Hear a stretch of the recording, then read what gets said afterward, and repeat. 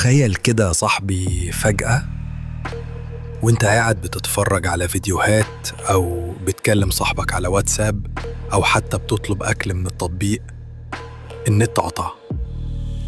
مش بس عندك، لا، ده النت كله فصل في العالم كله لمدة ساعة واحدة بس الدنيا كلها هتقلب. بس قبل ما نغوص في الكارثة دي، اعمل لايك للفيديو واكتب كومنت تقول فيه كنت هتعمل ايه لو النت قطع، وما تنساش تشترك في القناة عشان اللي جاي أغرب وأخطر. أهلا بيك في عالم هاروت.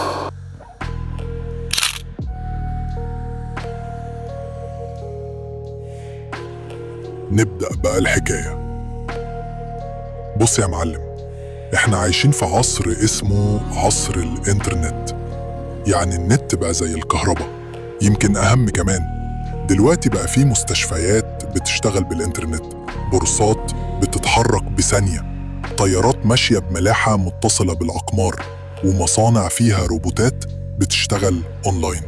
يعني النت مش بس فيسبوك وإنستا، ده في حياة كاملة ماشية عليه. طيب لو النت فصل لمدة ساعة في العالم كله، اسمع الكارثة يا نجم. الخسائر اللي هتحصل خلال ساعة النت الضايعة. البورصة العالمية هتنهار. تخيل متداولين مش عارفين يشتروا أو يبيعوا أسهم بالمليارات ممكن تنهار في لحظة. البنوك بتتشل، تحويلات، سحب، دفع، كله هيقف. ولو حد كان بيحول فلوس لشحنة أو صفقة راحت عليه. المستشفيات ممكن يحصل فيها مصايب. في أجهزة بتشتغل بنظام أونلاين أو بتبعت بيانات للمتابعة. لو النت وقع ممكن حد يموت بسبب تأخير. المرور والمطارات فيلم رعب. الطيارات اللي ماشية بملاحة GPS هتضطر تتحول للطيار الآلي القديم. المطارات هتتشل والناس هتتجنن من التأخير. الحياة الاجتماعية، رجعنا للعصر الحجري. لا ميمز، لا فيديوهات قطط، لا تيك توك. هتشوف الناس بتبص لبعض كأنهم شافوا بعض لأول مرة في حياتهم. أما عن مصر، والأمهات هتفرح وتقولك أهو النت قطع ومذاكر يا ابني. بس يا ترى النت ده بيشتغل إزاي أصلا؟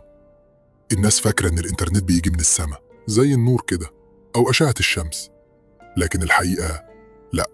النت اللي انت شغال عليه دلوقتي جاي من كابلات تحت البحر.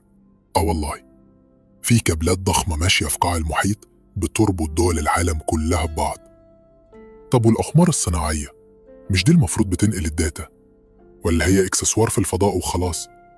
لا، الأقمار ليها دور، بس مش زي ما احنا فاكرين. وسيبك من الكلام ده دلوقتي، لأن الحلقة الجاية يا صاحبي هتكون عن الأقمار الصناعية، حقيقة ولا خيال. هنفكك لك كل حاجة. الGPS بيشتغل منين، وإزاي جوجل مابس بيعرف مكانك، ويا ترى الأقمار الصناعية حقيقية فعلا ولا أفلام هوليوود لعبت في دماغنا؟ كل ده هنعرفه سوا.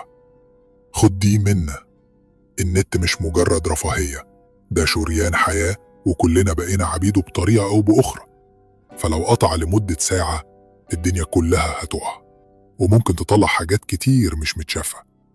بس تعالى الحلقة الجاية هنعمل كشف حساب كبير للأقمار الصناعية، ونفتح صندوق أسرار جديد من عوالم خفية. لو الحلقة عجبتك ما تنساش تعمل لايك وتسيب كومنت تقول فيه أنا جاهز للحلقة الجاية، وتشترك في القناة عشان اللي جاي مرعب. كان معاك هاروت، وأهلا بيك في عالم هاروت. معقولة لحد دلوقتي لسه ما عملتوش اشتراك في قناة هاروت اكس؟ يلا اشتركوا حالا واعملوا كومنت.